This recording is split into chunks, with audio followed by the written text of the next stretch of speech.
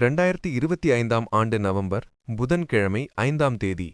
இன்றைய தியானத்திற்கான சிந்தனை துணுக்குகள். மண்ணின் மகிமை. தேவனாகிய கர்த்தர் மனுஷனை பூமியின் மண்ணினாலே உருவாக்கி ஜீவ சுவாசத்தை அவன் நாசியிலே ஊதினார். மனுஷன் ஜீவ ஆத்மாவானான். ஆதியாகமம் 2ஆம் அதிகாரம் 7ஆம் வசனம். மண்ணுக்கு யாதொக அழகும் பெலனும் இல்லை, அது காலின் கீழ் மிதிக்கப்படுகிறது.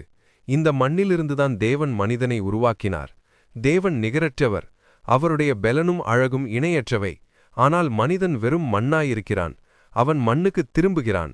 மனிதனின் உடலில் காணப்படும் இரசாயனப் பொருட்களும் மண்ணில் காணப்படும் இரசாயனப் பொருட்களும் ஒன்றே என்று விஞ்ஞானிகள் சமீபத்தில் கண்டுபிடித்திருக்கின்றனர். இது மண்ணிலிருந்து மனிதன் சிருஷ்டிக்கப்பட்டவன் என்பதை நிரூபிக்கிறது. மனிதன் மற்றெல்லா சிருஷ்டிகளுக்கும் பின்னர் கடைசியானவனாகவே சிருஷ்டிக்கப்பட்டதோடல்லாமல் பரிதீசின் மண்ணினால் அல்ல, வெறும் சாதாரண மண்ணினாலேயே சிருஷ்டிக்கப்பட்டபடியால் தேவனுடைய ஒரு விசேஷித்த சிருஷ்டியாயிருந்தான். தேவனுடைய அதே சுவாசம் மனிதனுக்குள் ஊதப்பட்டது. தேவனுடைய சுவாசம் அல்லது தேவனுடைய நித்திய ஜீவனை பெற்றிருக்கும் சிலாக்கியம் மனிதனுக்கு மட்டுமே கொடுக்கப்பட்டது.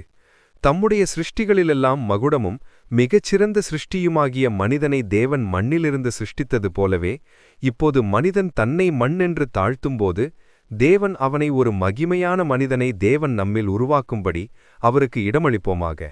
முந்தின மனுஷனாகிய ஆதாம் ஜீவாத்மாவானான், பிந்தின ஆதாம் உயிர்ப்பிக்கிற ஆவியானார். 1 கொரிந்தியர் 15:45.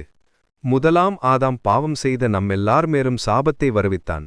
ஆனால் பிந்தின ஆதாமாகிய நம்முடைய கர்த்தராகிய இயேசுவின் மூலமாக நாம் இழந்து போன எல்லா ஆசீர்வாதங்களையும் திரும்பப் பெற்றுக்கொள்ளலாம். நாம் மண் என்று நம்மை தாழ்த்தி ஒரு மகிமையான மனிதனை தேவன் நம்மில் உருவாக்கும்படி அவருக்கு இடமளிப்போமாக. தேவன் தாமே உங்களை ஆசிர்வதிப்பாராக.